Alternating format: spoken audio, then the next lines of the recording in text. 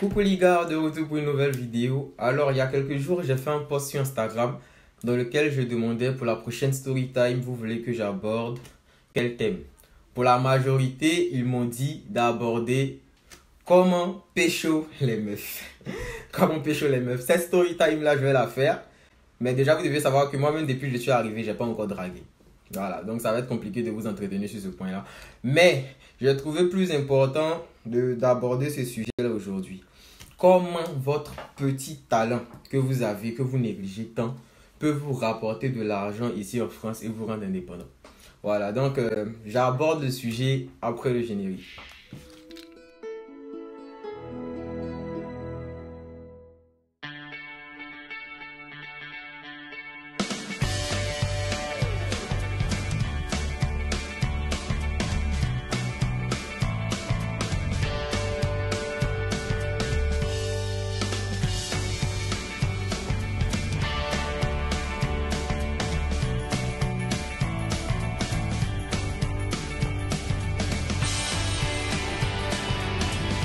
De retour.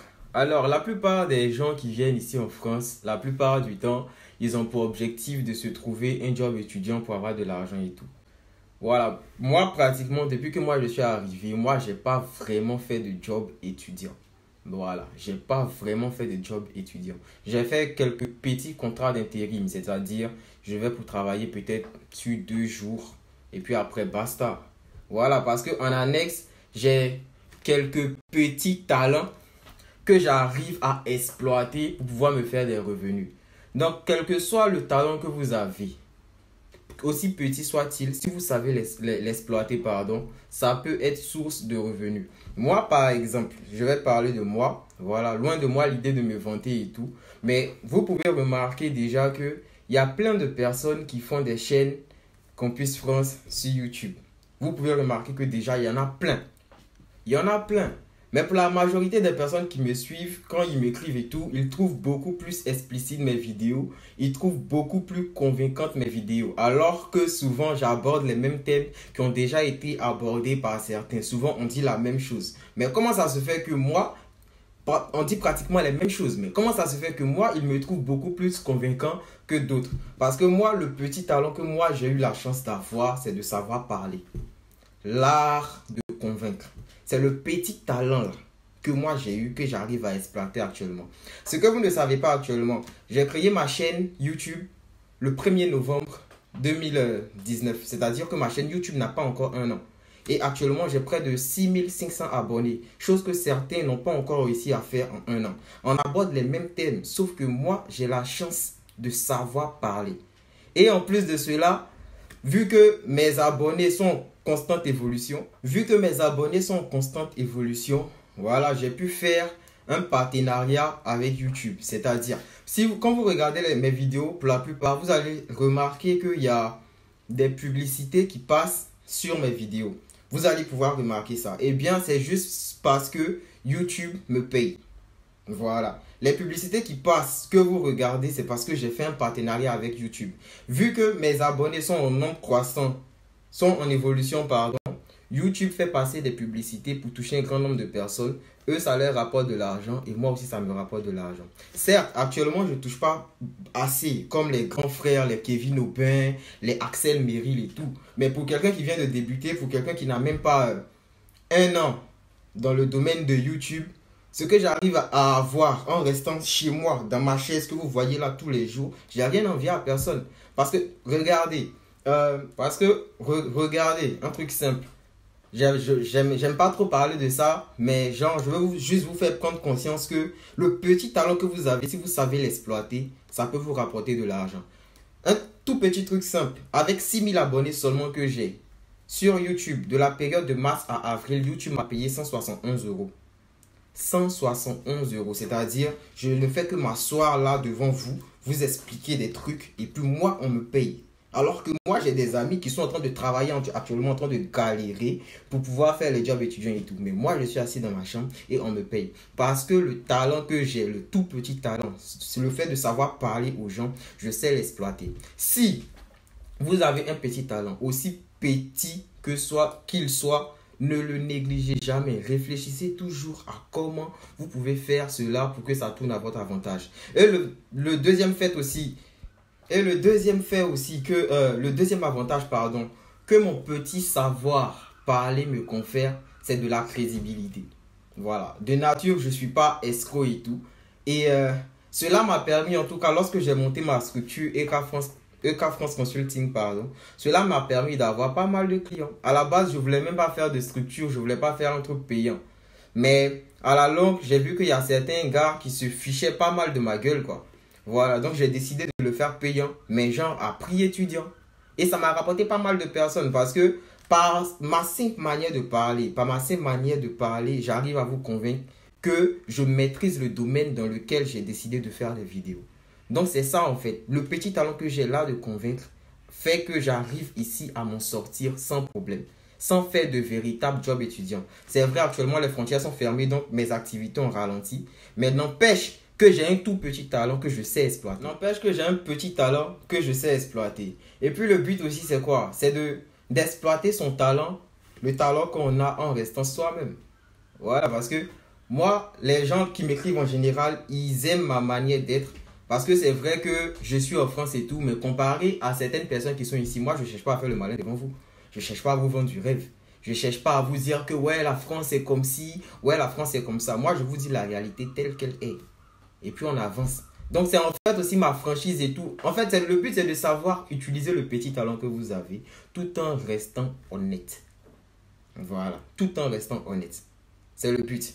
Et puis, en dehors de ça, en dehors même du fait de savoir parler, moi, par exemple, depuis la Côte d'Ivoire, depuis 2011, moi, j'avais commencé à faire le rap en Côte d'Ivoire. Vous voyez un peu. J'avais commencé à faire le rap en Côte d'Ivoire. Mais depuis petit, en fait, moi, j'avais pour intention de faire la médecine.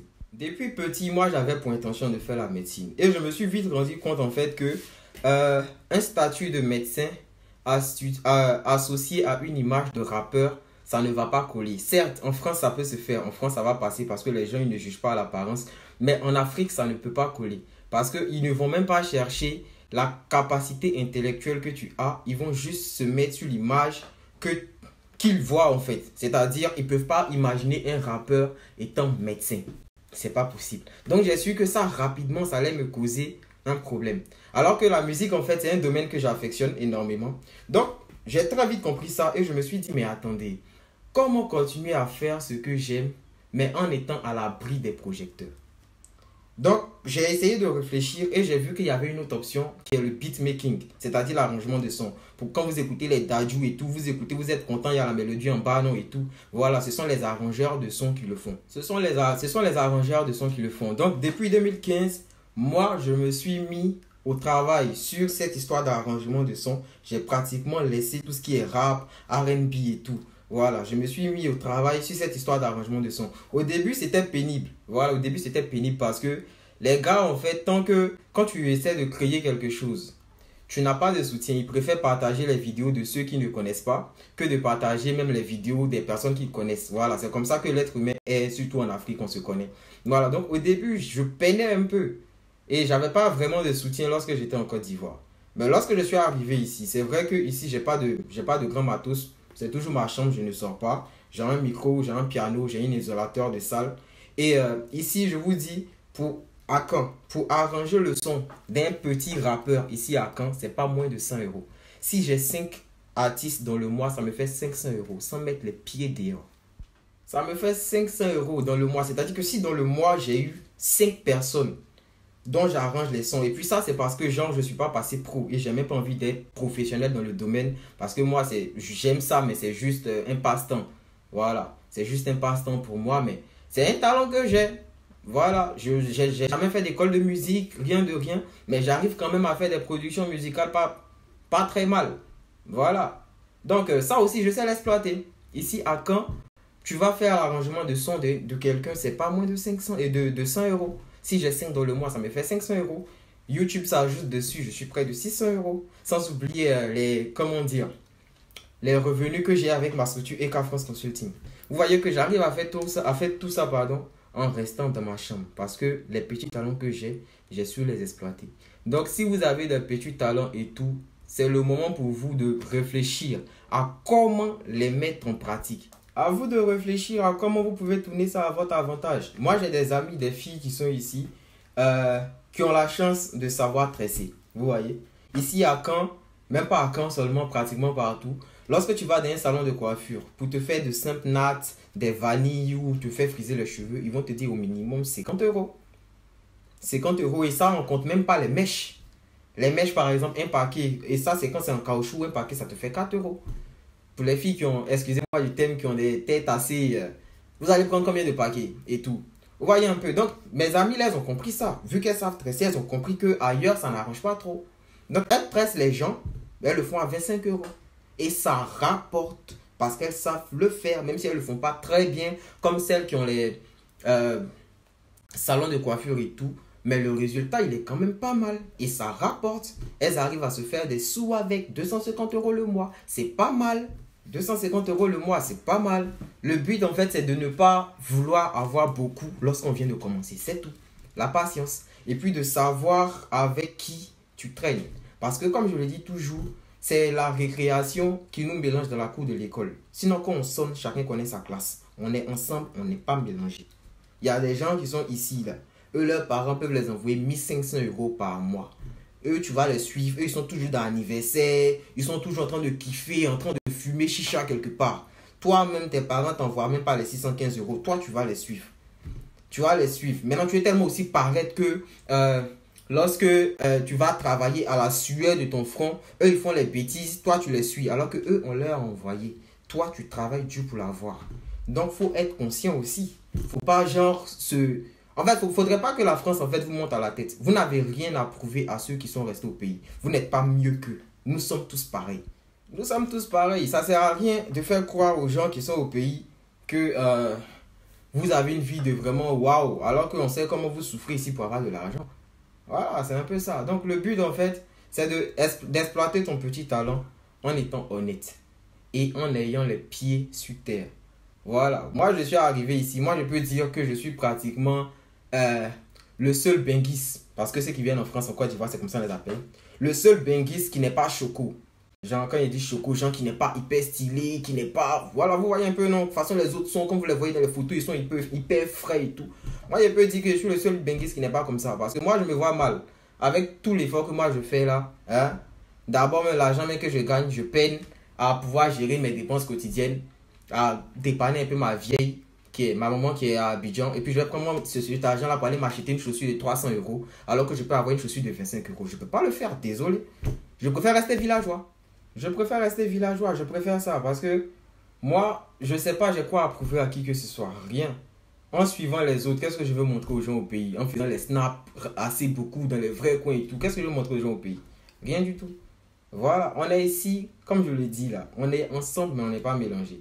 Moi par exemple, je l'ai dit dans l'une de mes vidéos que moi, c'était mon père qui était mon garant.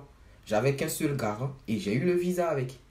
Donc, vous-même, vous pouvez imaginer un peu la consistance du garant. Mais ça ne sert à rien de se montrer, en fait. Voilà. Le but, c'est quoi? Avoir la tête sur les épaules. Il ne faudrait pas que la France vous monte à la tête. Restez, je ne sais pas dire responsable pour réaliser vos projets. C'est tout ce que moi, je peux vous dire. Moi, je suis le premier enfant de ma famille. Je suis le premier, j'ai des petites sœurs, des petits frères. Si moi, je me permets de faire du n'importe quoi, ils vont faire comment? Donc, même si vous n'êtes pas responsable, pensez à ça. Ça va vous obliger à être responsable. Et puis, l'honnêteté surtout. Franchement, l'honnêteté. Après, il y a des gens, par exemple, qui ont des talents, qui savent jouer les pianos. Mais dans les écoles, là, il y a des orchestres.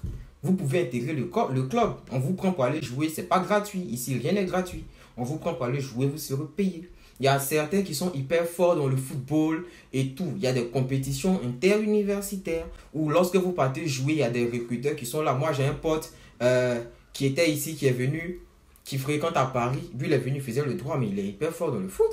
Il est parti, ils ont fait des compétitions interuniversitaires. Actuellement, là, il est dans l'un des clubs des petits de PSG, là. Voilà, il est là-bas. Alors que c'était même pas son objectif quand il venait. Mais ça lui permet au moins d'avoir un peu d'argent. Vous voyez un peu. Donc, quand vous venez, voyez dans quelle mesure la chose que vous savez faire et que vous aimez peut vous rapporter de l'argent. Voilà, voyez ça. En même temps aussi, là, ça ne doit pas vous empêcher, genre, de faire comme moi, les contrats d'intérim. Mais moi, je préfère ne pas travailler. Moi, je préfère ne pas travailler et faire ce que je fais dans ma chambre. C'est mieux. Quand je dis je préfère ne pas travailler, c'est pendant les périodes scolaires, quoi. Pour ne pas tout, comment dire, pour ne pas tout mélanger, pouvoir me concentrer sur la bosse. C'est tout. Voilà. Les vidéos YouTube que je fais, ça prend pas 15 minutes. Lorsque les gars viennent me voir et tout, pour pouvoir faire le son et tout. Voilà, si ça m'a trop pris, peut-être si on a commencé à 10h, à 22h, on a fini. C'est tout, le lendemain, je me remets à la bosse. Et puis, ils viennent pas sans rendez-vous. On programme. Vous voyez un peu. Voilà, c'est comme ça. Donc, faites le maximum pour exploiter ce que vous avez comme talent. Faites le maximum. Voilà. Depuis moi, je suis petit. Moi, je n'ai jamais voulu travailler pour quelqu'un. Certes, je dois passer par là pour avoir une certaine expérience. Mais j'ai toujours voulu être mon propre patron. Et c'est ce que j'essaie de faire. Donc, tout dépend de vos objectifs. Voilà. Donc, sur ce, je vous laisse. Abonnez-vous sur mon Instagram. On est ensemble, les gars.